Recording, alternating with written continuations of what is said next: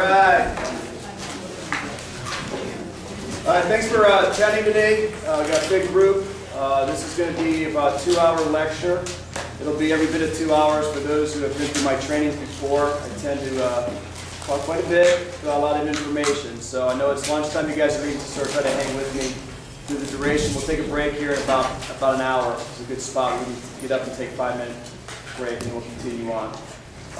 We happen to finish early. I have a couple of contingency slide presentations I can show. If we run long, then I might tend to speed up just a little bit to get through the information to get through.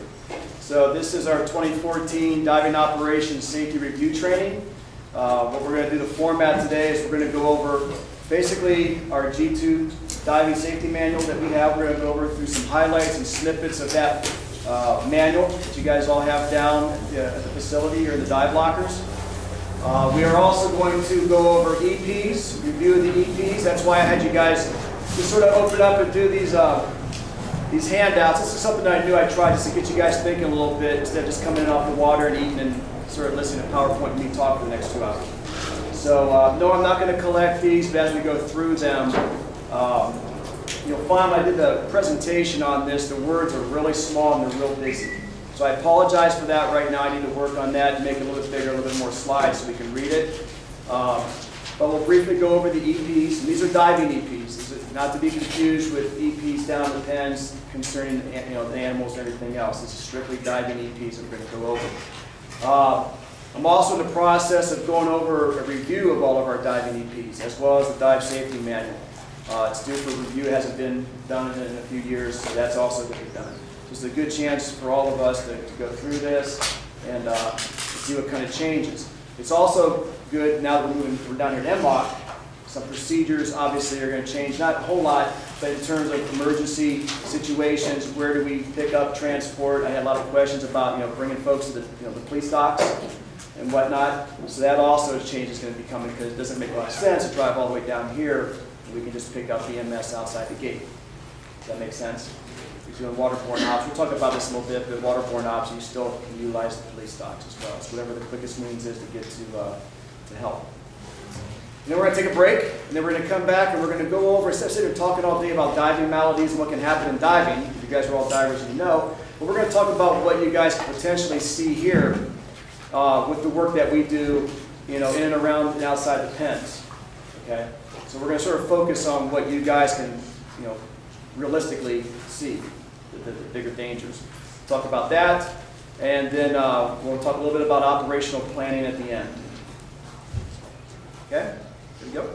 Any questions at any time, raise your hand, blurt it out. I'm fine with that. I like to sit here and get some crosstalk going. It's had to take up more time, but I think you get more out of it when you have questions and you shoot them out instead of just sitting here listening to me. Okay? So without further ado, we'll go ahead and we'll just dive right into the G2 Diving Program Safe Practices Manual, and we'll go over the highlights. It's the same presentation I give to all the diving supervisors. A lot of you guys have seen this before. And for those who are coming up to become dive suits, you guys will also be going through and seeing this again. So, what rules do we need to follow here when we conduct diving? We have a lot of references. We talk about the Navy Dive Manual. We talk about the NOAA Dive Manual. But what we have to follow here as civilian contractors is the Code of Federal Regulations, Part 1910, Subpart T. Okay, it's about commercial divings. We're all commercial divers here. And so if you ever have any questions, it's a pretty thick manual. You can get into it. We have a little abbreviation in our dive manual, but it is much bigger than just those 20, 30 pages that we have included. So there just was a new revision on it, but you can pull this open on the internet and read through it if you have any questions. And I also have a hard copy in my dive locker back in the facility. And these are to be adhered to. On top of OSHA, which is federal, we also have California, since we're diving here in the state of California. So what California has to do by law is they have to have everything abide by the federal, but they can choose to up the standards a little bit. In terms of what they want to, how they want to operate in California. So we also have a copy of that. It's a lot thinner. It just references the big one, and then they make their little minor changes for California. So be aware that that's out there as well. Okay. Okay, so like I said, these are just little snippets, little highlights. We're going to go through this basic review for all of us. Our diving limitations for scuba is 130 feet is what the rig is rated and certified to. We here can only go to 100 feet. That is our max depth. But you are able to dive to 130, but there's a contingent with that. Okay? If you're going to dive to deeper than 100 feet, you have to have a ready and certified hyperbaric chamber facility on site, meaning your chamber has to basically be right there on the boat with you. Does that make sense? Or within 5-minute transport, which we do not have at MMOC. We do not have when we go out on our boats. We can't get to a chamber within 5 minutes. Okay, so our hands are bound by the 100-foot rule. Now, obviously, we're diving in the pens, and outside the pens, we're not going to exceed this. But it's potential when if you guys ever shift agencies, SAIC or anywhere else in the world, you could exceed those depths. So be aware of that. 100 foot. Okay. If the currents are ripping through, obviously we don't dive more than a knot. There was a time when a lot of us were here and we saw when the current out there was greater than 1 knot. Remember that? With the big tide, the tidal wave that came through here.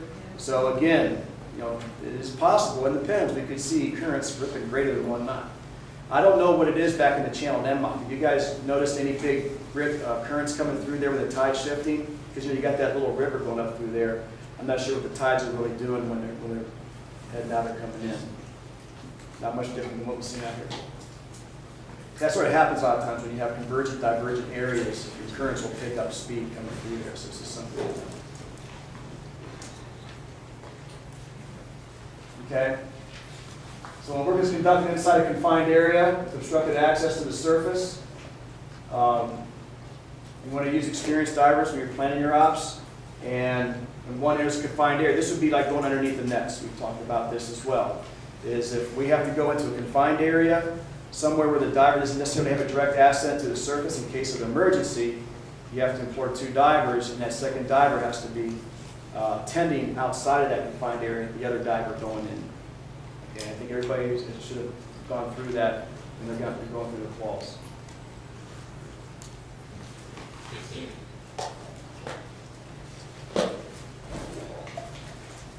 Okay, diving supervisor responsibilities. You're going to ensure the minimum equipment is on the dive station, as well as any particular to the task. Obviously, the dive super will conduct a dive brief. You guys should be pretty familiar with those.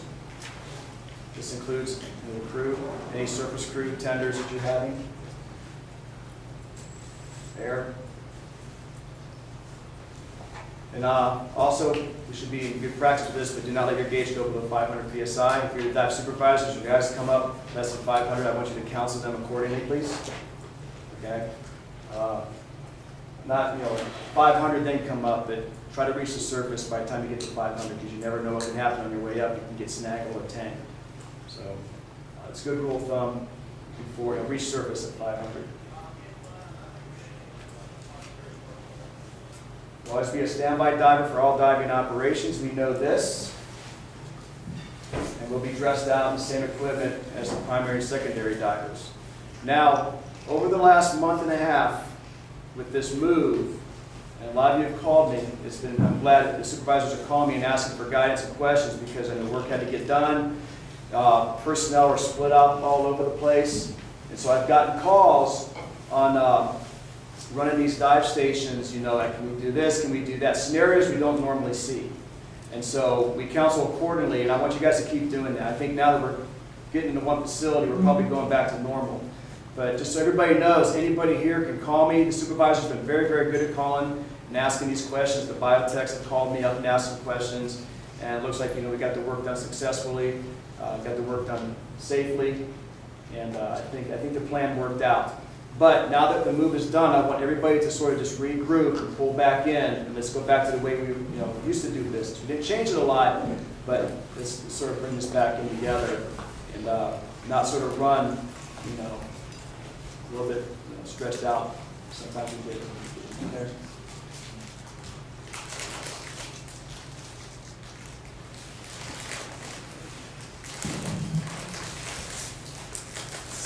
You guys are up on this. I'm not going to read the whole slide thing to you so you guys can sort of read.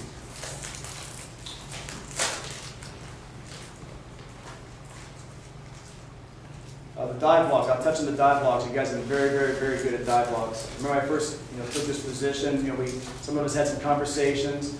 You guys have done a great job. The times, the documenting of just little things that, you guys should put this in there, put that in there. I love those, I read those, I initial those. Sometimes I follow up with you guys on those. All I ask is still continue, even though I know most of your signatures and chicken scratch, still please print your name. So at the end of the day, dive supervisors, just print your initial, or print your name that you signed. I usually default back to that front page where you do print and sign it, but please do that on the dive log as well. Other than that, I'm very happy with the way you guys are doing logs down there. Okay, I do keep these. I keep these for a year. If there's any incidents, I'll keep them for 5. After a year, they sort of get put in the round file forevermore. They are documented electronically, of course.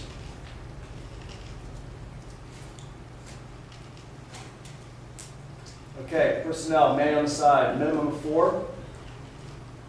So you get your suit, your single line tended scuba diver, standby and tender. This is for a single diver in the water. And of course, for an extra diver, you just add an extra person. Okay, we're all using spare airs.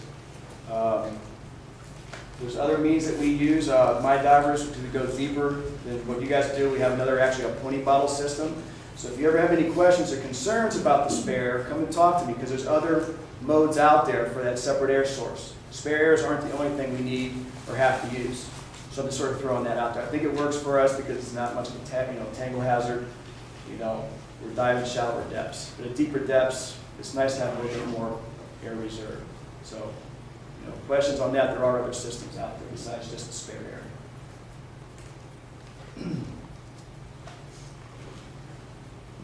Okay, here's your 2-person. This is as an extra diver.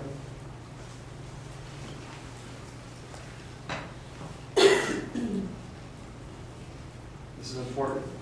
When you guys are buddy diving in the pens, but you're separated, periodically you guys need to keep turning. You guys need to look and make sure your buddy's okay. If somebody's sewing something over here, and somebody's placing a weight over here, etc. Occasionally, don't get focused in tunnel vision, but turn around and just make sure your buddy's okay. If you can't see him, maybe stop for a second, swim over, and you see him down there working, and you can go back and give him okay. Please do that. Okay, diving equipment. Obviously, we dive scuba. The advantages of scuba: it's portable, mobile. Disadvantages: the number 1 disadvantage of scuba is, yes, that, but this is the big one right there. You don't have any communications with the divers in the water. So top side, your divers in the water, and whether you be the tender, or the standby, or the dive soup, or anybody else, always think, how are you going to communicate with that diver if you need to get a hold of them? Okay? A lot of banging going on down there lately, so banging on the deck doesn't really work necessarily. So there's other means we can get. I'm actually looking at getting some diver recalls for us. Okay? A way to put a different kind of sound in the water besides banging. We can call them up, and preferably I can get a way we can actually talk to them. Okay, we have a system we can put in the water, and I can sit there and talk to you guys all day long. So it's something I think I want to add to this program that we're looking to do with communications. Okay, I have the scubas, aluminum 80s and aluminum 63s, ready for 3,000 psi. Everybody here jamming bottles with the dive compressor.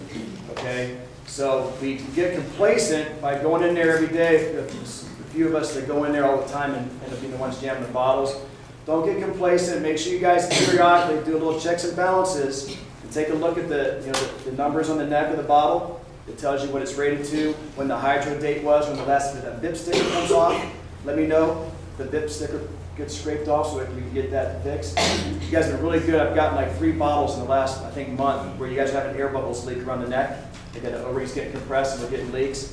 Thank you for bringing that to my attention. Please don't just leave them in the locker, put tape around them with no sign. Let me know. So I can come and grab them, or have one of my guys come and grab them, and we'll go ahead and bleed those down and we'll fix them up for you. We replaced a couple of them already. Okay. Just so you know, every year we do the VIPs, which we're actually in the maintenance cycle now. So you'll see gear start to cycle out and coming back in the next month. They replace all those O-rings. So it just sort of happens. As much as we breathe them down, charge them up, breathe them down, charge them up, they're eventually going to get probably wet, get some salt in there, and start leaking. So usually about a year you start seeing that, and that's what we're seeing now. It's been about a year. Okay, mandatory equipment you need to have down there. Just quick review: tank, need your BC, regulator, depth gauge, pressure gauge, fins, whether it be full-size fins or little fancy cut fins, mask, knife, timer, or watch, and weights as needed. Okay. We tend to get complacent, and this is probably all of us, when we have a watch. None of us don't wear watches anymore. We don't own watches because we have cell phones. We give you guys watches to go down there. I know some people say they're a snag hazard. I understand that. But, and we're only diving to 15 feet. But when you guys go outside the pens, it's really important. If you guys are diving down to 30 or 40 feet, you're doing ops like that, you guys have to track your own times. Because the dive supervisor really doesn't have any comms with you, right? Okay, there's no control unless you're tended. When you have a dive pair out there, you're on your own to monitor yourselves and your bottom time, your depth. So that's why it's imperative we have those watches. It's a good habit to get into, to wear them all the time. Okay? So you know they're there. If you lose them, you keep reporting them. I'm getting some reports of lost knives and watches. That's fine. Just make sure you get reported to the dive supervisor. Dive soups, when you guys fill out those forms, the lost forms for the items, turn them into Ursula. Okay, don't leave them in the locker. Don't give them to me. Let me know about it right on the dive logs, but turn them into her so they can process that out of the inventory, and then I'll make a big purchase and get a bunch more replacements.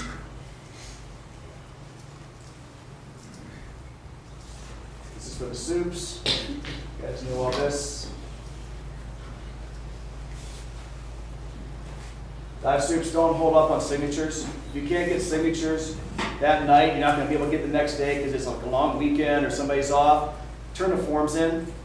Okay? I want the forms so I can get them logged. It's a little bit more important to me. If any questions come up, I have the history. Sound good? So I'm getting dive logs now from back in April. And we're already, the weekend of May. So.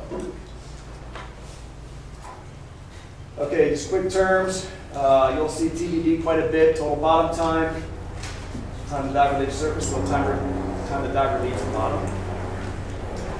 We normally go leave surface, reach surface, correct? Divers leave surface, divers leave surface, divers reach surface. That's fine. It's total TTD, total time to dive.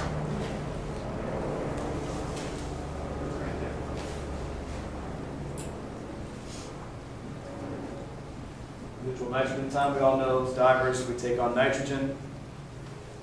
This is the importance of those times and not letting the clocks run. So, sometimes I see times out there that are going from 0800 to 1400. I know you haven't been in the water that long. You had to come up, at least take a break first. I would imagine sometimes. So leave surface, reach surface.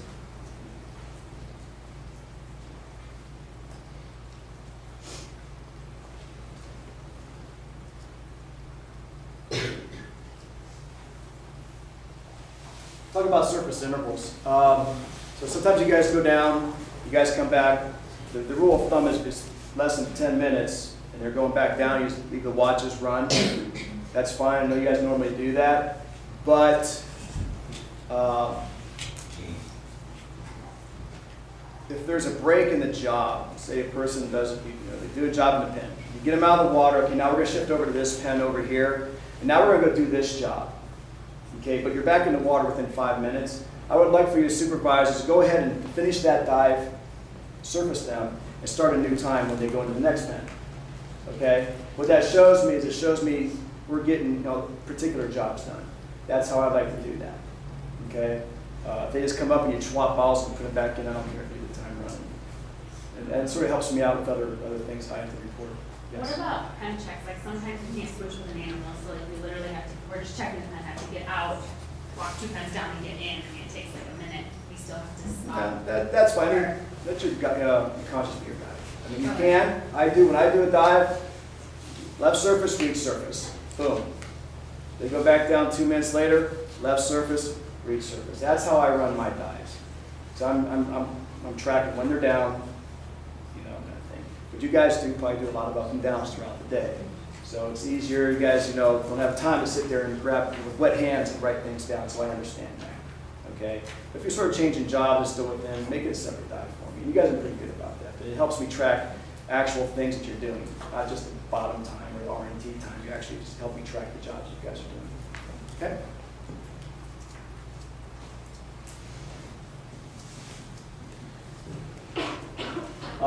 The code alpha, okay, we know the code alpha, that's the red and white one, yes?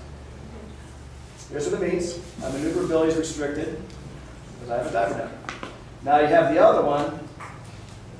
I'm sorry, it was the other way around. The code flag was the blue and white one. And then the sport diver is the red and white one.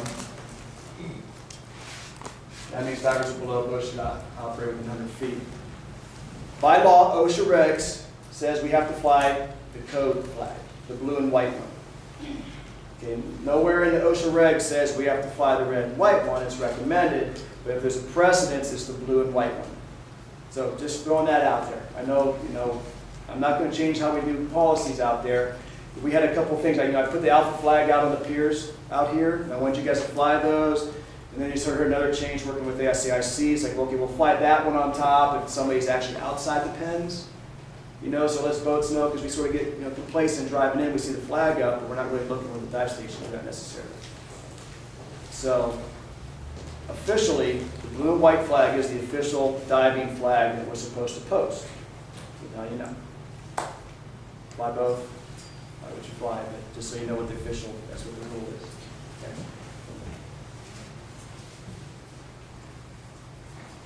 Okay, line pull signals. Let's go over this. It's great that I have a big group here now, because I've made a change over the past year since I've been doing this. I don't know if the word's gotten out, but I want you guys to pay attention to this. I think it was something that's a little bit different that was put out before. Okay? So nothing's changed on the single pull. We know that all means, are you okay, or I am okay, correct? It also can mean stop. If you're moving out, you can get a good hard one. You don't mean stop, and then you go from there when you're tending. 2 line pulls. We all know this means to move out, or as a diver, it means to give me slack, correct? A lot of times if you guys dive with me or I'm your diver, before I leave surface, I usually flash this little 2 sign. It doesn't mean like peace out kind of thing. It means I'm going down. That's like sort of a sign saying I'm getting ready to leave surface, like give me slack, I'm moving out. Sometimes I can't yell across the way of the dive suit, so I usually give it 2. You'll see that a lot. 3, okay? 3 means take up slack. So if you got to give slack, you got to have a signal to take up slack. Okay? Now we shift to 4. Now what was normally put out here for 4? I'm sorry? Is it an emergency? Anybody else? Okay. Here's the change. Okay, here's the change.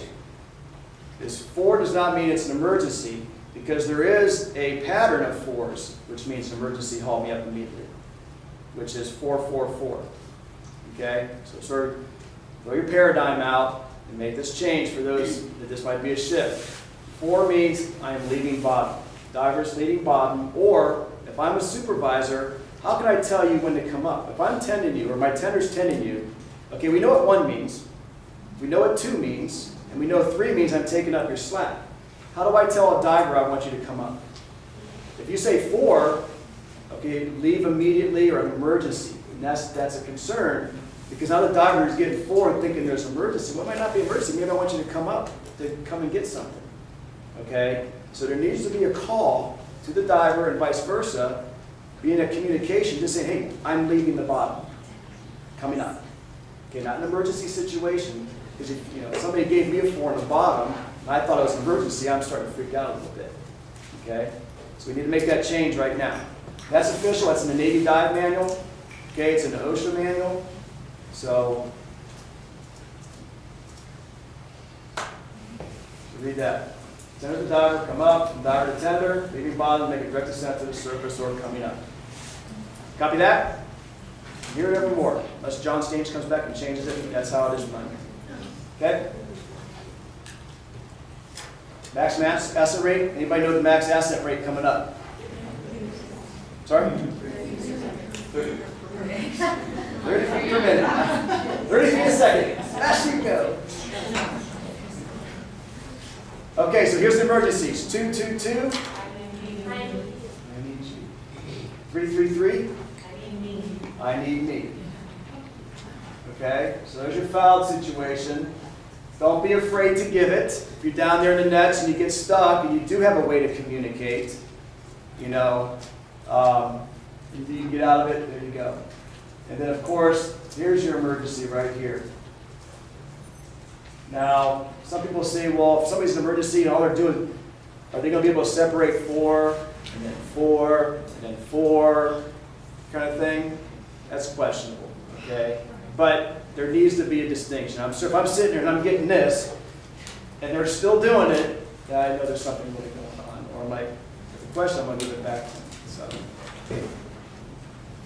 good to go on that? That's how I want to roll with that from here on.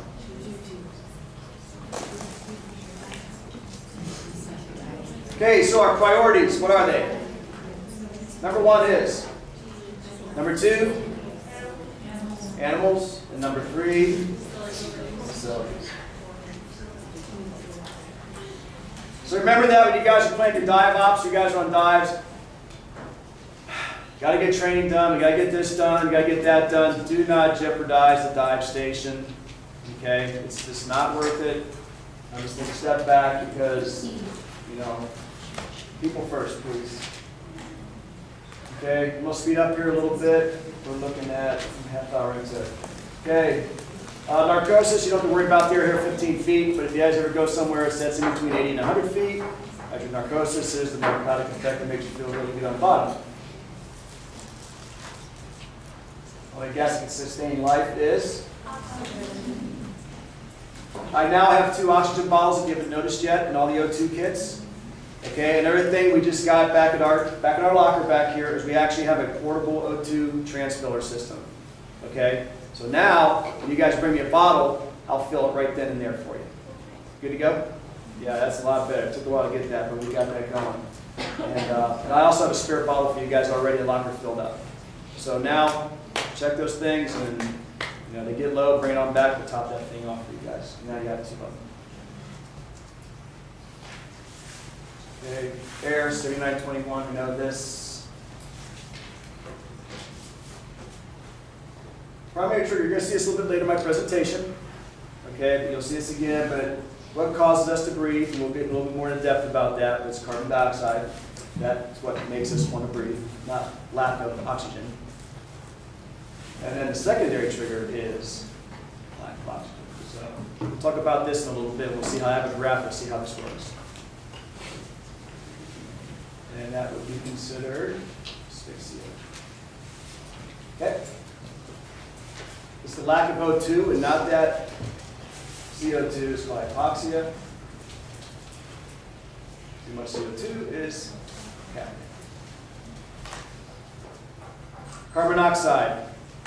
Cars, tractors, right? And gasoline-powered engine.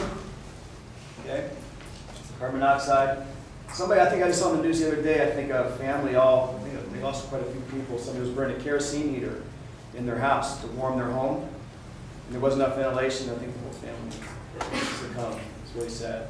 They still did a lot of hyperbaric treatments back in the day with families who had carbon dioxide poisoning because of kerosene heaters in their home. So they need the byproduct of petroleum, you know, being utilized as carbon dioxide. Not good stuff. Okay, back up here. So let's jump right into the EPs. So, again, I apologize for the slides. They're really hard. Actually, this is probably a really good one. So, apologize you can't read it. This here, our emergency plan. We're going to redo another one. Amy, that one that you sent out. You sent one out a while ago? Yeah. I'm sorry. Yeah, we'll go back through and update that with NMOC. I'm going to try to get some NMOC numbers. Forgive me, I don't have those numbers that they have down there. But we'll send that sheet out. We'll put that, you know, out to the dive supervisors as well. But the big thing now is, you know, if there's an issue, we're going to go and meet EMS either at the gate at NMOC. We just need to tell, you know, when you call 911 where to meet at. And And the police docks are gonna be pretty much secondary if you guys are operating out of sea. Okay? I think we'll have a much quicker response out there than we will way back, tucked away in here. We have to take them to the gate, they can't come in. Because when we. Depends what the emergency is. I haven't spoken with the base security, you know, what their policies are. It's a good question. Because we had an incident with the public, and they had to call ambulance, and they came right on, but I don't know if it was military. Oh, okay, so it was on base, oh, okay. But do they have a emergency EMS on NMOC, or are they pulling from And here? they came from outside. Yeah. They said they were on federal. It might be the case. Because I didn't know when we called, we did a federal one. If you call, somebody's gonna show. Okay? Okay, all this is also in our trustee safety dive manual, okay, that we have for G2. I just dropped a copy off yesterday down at Elaine's. Hopefully you guys are gonna put together like a little reference shelf or something for your books and EPs, whatnot. But you know, these came out of the dive lockers, and so it doesn't do any good them sitting down here. So one's right behind Laney's desk, okay, is where this one's at. I actually grabbed our diving EPs, or actually the ones for Lost Animal and Mark 6 Ops, those kind of proceed to dive plans, forgive me, like dive plans. I'm gonna bring those down too, and we'll stick those in there. I got those in my car right now, okay? So everything is in here. And of course, these are the emergency numbers, and we'll go back from now that we're down at NMOC, but none of these have really changed. Okay, we still use UCSD Hospital as the primary chamber up at Hillcrest. Secondary is going to be now the Navy, just so everybody knows, there's actually two chambers they have. One's down at 32nd Street, the Naval Base, way down at the far end piers where the big ships park at.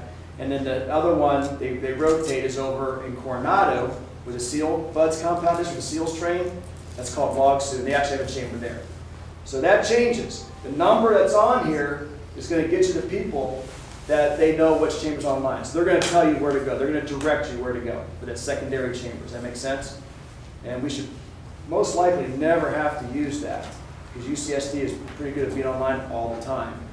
But with that being said, that's the number you call, but just so you know, there could be a couple of locations. I actually get weekly updates from the Navy Corpsman, Dive Medical Corpsman, and they send me exactly what's online and the personnel that are manning up that dive duty team, so to speak. So I have this information. So obviously, my number's on the bottom. If you don't have it yet, please take the time to get it, or ask somebody to get my number, put it in your little phone. You guys can call me anytime. But if anything happens, obviously, please, I'm the one that give me a call.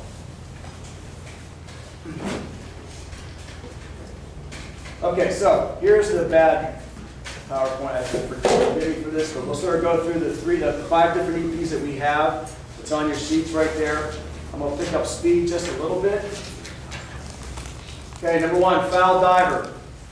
So somebody talk to me, who's got a foul diver one? Tell me what you wrote down. Anyone or anyone? Foul diver, what do we do? My shotgun.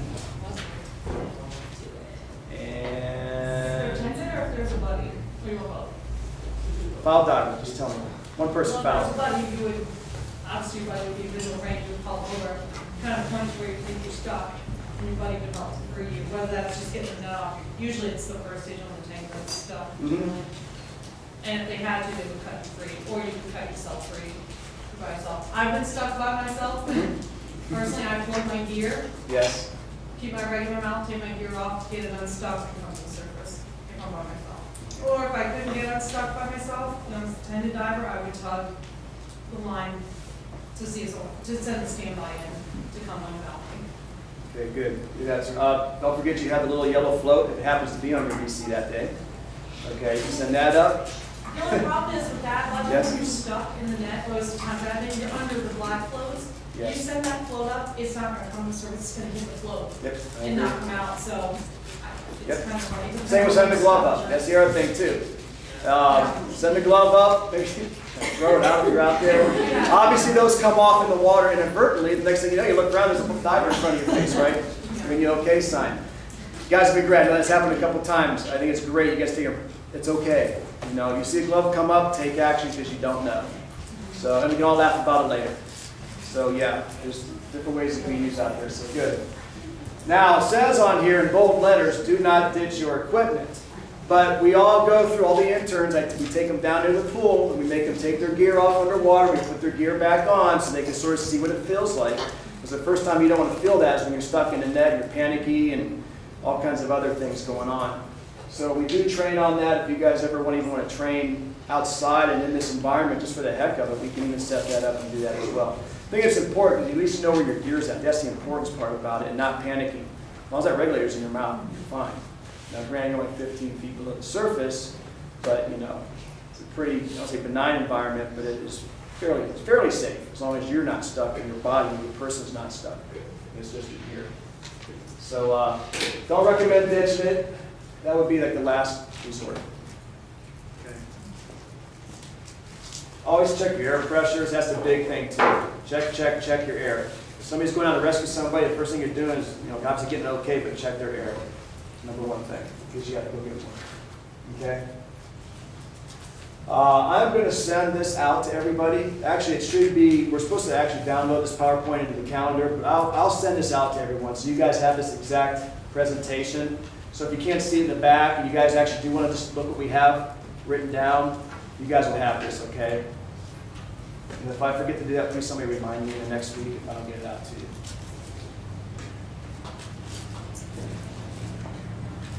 And again, I apologize for the busy slide. Okay, number 2, loss of air.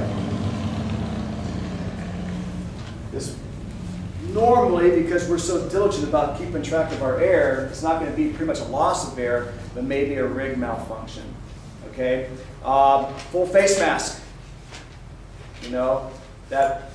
If that regulator pops off your mask, you don't get it clicked in there well enough. And that's happened here. We check these rigs over and over. They get maintenance. They work solid. But sometimes, I know it's happening. That thing's popped off, and so you just get a mouthful of water. What do you do? Okay, scary situation, especially not expecting it. You always have the other regulator over here on your BC that you can go to. And if you decide, I have to blow and just go to the surface, always just remember to exhale when you guys come up. Okay, and I need to know about it, please. Okay. If you're down deep and you have a buddy with you, obviously we just do our buddy breathing scenario, dives aboard, and we come up together in controlled manner. Easy day. Dive supervisors, you'll probably notice increase in bubbles in the surface if there's a free-flowing mask or something, or all of a sudden the bubbles just stop. Okay, bubbles stop, you need to locate where your divers are at. This leads me to something else. If you guys are diving outside the pins, it's the dive supervisor's responsibility to know where those bubbles are at all times. Okay? Because divers, we can tend to get lost. We can get lost underneath the piers, maybe swim underneath the net inadvertently and not know about it. And you lose the sight of the bubbles, they could make their way in front, some other location, get run over by a boat, get hit by something, kind of thing. So if you're in a location wherever you're standing and watching your divers and they tend to go some other direction, okay, that's why you have your tender. That's why you have a tender. Standby's not going to go run around there, but you want your tender to go keep an eye on the bubbles, okay? Or if you're able to walk and go visualize. But don't ever lose track of those bubbles. And you've got to have somebody to go track those down if you can't leave the station that you're on. Okay? We had some close calls with that as well. Because us guys on the bottom, sometimes we get lost. And it can happen. If you feel like you're lost, you might want to stop and come up.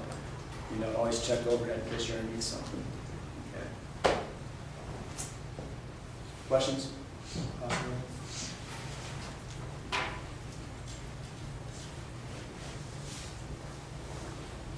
Okay, just know if you have to come up and you start panicking, you can always, you can drop your weight belt, but only if necessary because we're wearing rubber out there. So if you're in a panic situation, you drop your weight belt, just be aware that you don't have anything over your head. You always want to come up like this because you never know if something's sticking out or you might catch something, right? And the other thing is, try to slow your ass in, which basically if you just sort of lay your back out you'll create more resistance with the upward pull, and you can actually come up pretty controlled manner with a lead suit on if you happen to lose your weight belt. Okay? Okay, lost diver. Big thing with this, if you guys go down there, it's hard to lose a diver in a net in a 15-foot or 30 by 30. Maybe it happens. It's happened in the 60, I don't know. But again, if you're down with a buddy and you lose them, obviously you do a 360 search. Okay? You can't see, you're all silted out. You need to come up 10 feet, get out of the silt layer, look around again for bubbles come up through the water. You see them, you can swim over and drop back down onto them. Dive supervisors, you notice it by what? What happens? How do you know divers are separated? Bubbles go this way, bubbles go that way, and it's greater than, if the visit's really good, maybe they do see each other. But if it starts to get a little swirly, what you're thinking in your mind, and this goes for the tenders and the standby, is why are they doing this? Is this normal for what we're doing, for them to start spreading apart like that kind of deal? So you start thinking about how you're going to get communication or what you're expecting to see. Somebody's probably going to come up, see more bubbles increase on the surface, which means you come up the water column, yada yada. Okay? Best thing to do is get them on the surface, get them back together, and then send them back down. So, lost diver. The worst thing that can happen to us as dive supervisors is if we lose a diver, then we lose the bubbles. Okay? That could be a serious thing. Never seen it happen. I know it's happened out there in the past, but I've never always, that's the big thing. That's why it's always imperative to see where those bubbles are at. Okay, if something swirly goes on, you either sit standby down or you have a drop clump, some kind of thing. But always be aware of that. I always think of the worst case scenario when I'm running a dive. So what can happen here? What can happen here? What am I going to do if this happens? I just keep those going all the time. So you're mentally prepared in case something does happen, because when it happens really fast. Okay.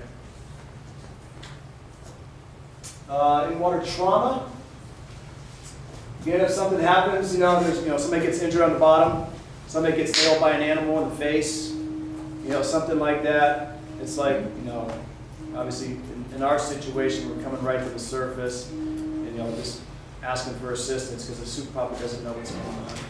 Okay. You need to get the standby. If there's a buddy, one guy pops up and they're injured, again, how are we going to communicate with our divers? Okay, bang on the decks doesn't always work. So if you have one person coming up in an emergency, please don't forget about the other person on the bottom if they're not aware. How do you get that person up? And I've seen that happen too. One guy comes up, the other guy doesn't come up because he doesn't know. They're down there searching. Okay, so he doesn't come up. That's why I'm going to look at this recall, these different recall systems out there. Of course, if they're injured, you got to get out, assess the injuries, and treat accordingly. Activate EMS, stop the bleeding, things of that nature. Stings. Anybody know what to do for like a stingray sting? Warm water or hot water? Hot water is hot as you can stand. Hot as you can stand. It'll cool off. He's got to keep you. So you have to have a runner. Somebody has a stingray, gets nailed. Have somebody start trucking down hot water from the pier, because once it warms up, that pain comes back. So at least a good hour of hot water. So, and then also, you might want to ask them if they're allergic to bees or have any kind of allergic reactions to stings, because you never know. People who have bee stings, are they more susceptible to stingray? I don't know if it's the same kind of proteins. I don't know. So something to think about. Somebody comes up with a stingray, what their history is. Have you ever been stung before?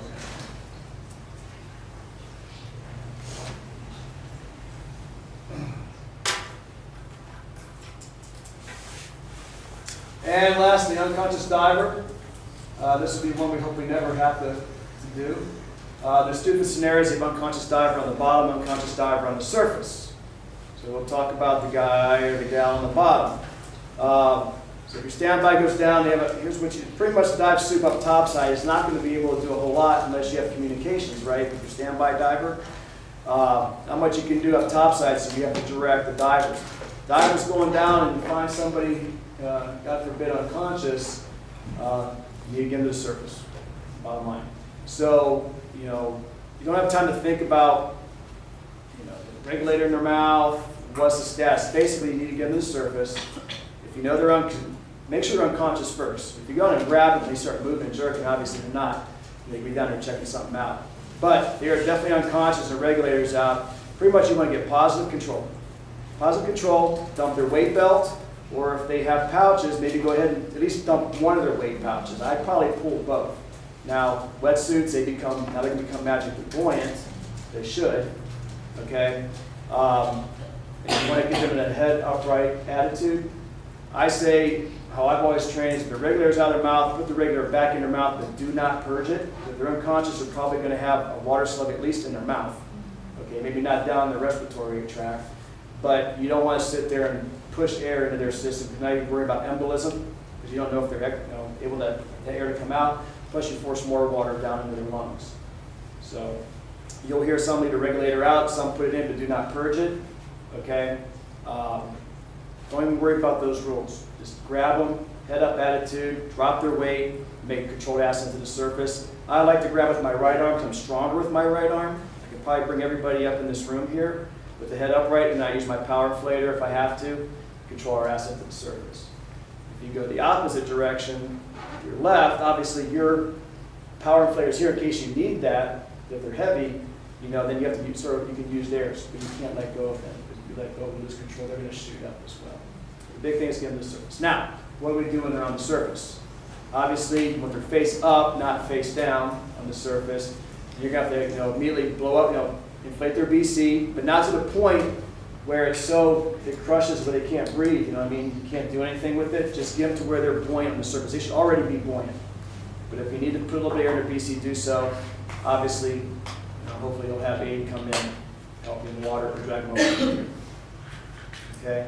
We have backboards. We have those new backboards. With that being said, that little bag I have sort of Velcroed in there, it's imperative that those stay with the backboard. So if you see those yellow backboards in that little bag, that's like a little chin strap for them, and the straps across their head. You need to have that, because if you don't have that, then their head's not going to stay in there. You have to take some line or something and tie them in. So if you lose that, please let me know. We did find that one. We have them all accounted for now. But just so you know, that little bag is there for a reason, okay? And if you haven't, with your team or crew, popped that open and tried it and put somebody in it, please do. I encourage you. I do it usually during my dive suit classes. I'll put somebody in it just so they can touch it, feel it, see how stiff you are in there. But take those out one day, just lay somebody in there just so you guys are very familiar. Because the first time you use it's not when you're doing an emergency. You don't know what to do, especially in the water. That will float a 300-pound man fully dressed out on the surface. Okay, so I don't think we have any of those. Yes? Are we going to do any kind of run-throughs with using the backboard and being able to, an emergency situation where we just have to practice and react to it? And I would like to do that. So that you can feel comfortable with doing all of that? And we can set that up. I can set it up, or I can even pop it on you if you want. You let me know what you'd like to do. We need to do that. I think all of us here have asked for it since I've been here, and really haven't gone through it yet. I was sort of holding off till we got these new backboards to see how they work. So yes, we need to do that. And I implore you, just if you want to set it up, just come and let me know. So I'll come down and observe. I'll actually come down and help walk you through it. Okay? And if you want to pull a drill, I would love that. If you just want to just go through it, and if you guys want me to throw a surprise, I'll come down and throw a surprise on you. Just so you can see how your crew reacts. Dive supervisors, I sort of leave that kind of training, in your hands. You set it up, or you let me know, I'll set it up, but just come to me. Okay? Definitely, I think we should do that. Same with the O2. I need O2 trainings come and do as well to go through those kids again, just as a refresher. Okay, this isn't the form for that today. Any other questions on unconscious divers? On the surface, obviously, we ABCs, right? Airway, activate EMS, try to get them O2. And basically now, with CPR classes, it's all about the compressions. That's the big push. It doesn't do any good to breathe if you're not getting circulation. So it's all about the compressions. So revert back to your CPR training. Anything else to add? In the back with EPs? Yes. I don't know if we're going to talk about this later, but mostly now it seems like in the CPR certification, yeah, do all that good CPR until you can get an AED on them. And as far as I know, we have no access to AEDs here. Other people probably too, but I personally searched this base for all of those ones and never found one. I don't know about NMOC, I didn't have a chance to search over there, but I've asked about that. So where's our nearest AED? Vet lab. It's not there since Well, I searched No. the new vet lab, I heard it was in the old vet lab, when I searched this vet lab. I haven't put my eyes on it. I I can't can find tell you it. where it's. So, So that's another good point. So as a team here, if somebody says, hey, I found one or I know where one's at, let me know, let any of my crew know, let Keith, Will, and we'll go find out who owns it. If you guys don't want to, and we'll ask about that. But AED is open for anyone. I've actually brought that up. I've thought about seeing if we can purchase a couple of AEDs, along with EpiPens. I've even brought the EpiPen up for, for stings and stuff like that. So that's something else that I've thought about, just hasn't happened yet. So working numbers, right? We're forcing numbers, and keep bringing this up. And I'll also put that out, that we'll address that AED and the, okay, thank you, good input. I have a question. Yes. Say we do have a situation where you pull somebody up on the backboard, do you stay there on the pens and wait for emergency to come to you and you're starting CPR or whatever? Or are we supposed to be walking them somewhere, because I think that Once would you, delay once you start CPR, Yeah. you're committed. So we can And just you don't want it stay on delayed. the I pens. would bring them up on the deck and start thumping. Yeah, Okay, if that's the they can case. come to us. That's correct. Get them down there, because that call that's going out, they're gonna come blazing to the gate. They're not gonna be stopped. They're gonna come right up. We need to have people on top side to show them, right? Because they don't know where everything's at. So that's, and I think when something like this really happens, we're all gonna be engaged. I mean, it's just like an animal gets stuck. We are all engaged. And it's gonna be like a red carpet for those EMS that come down there. But yeah, once you go, don't stop. Yeah. Good. Anything else?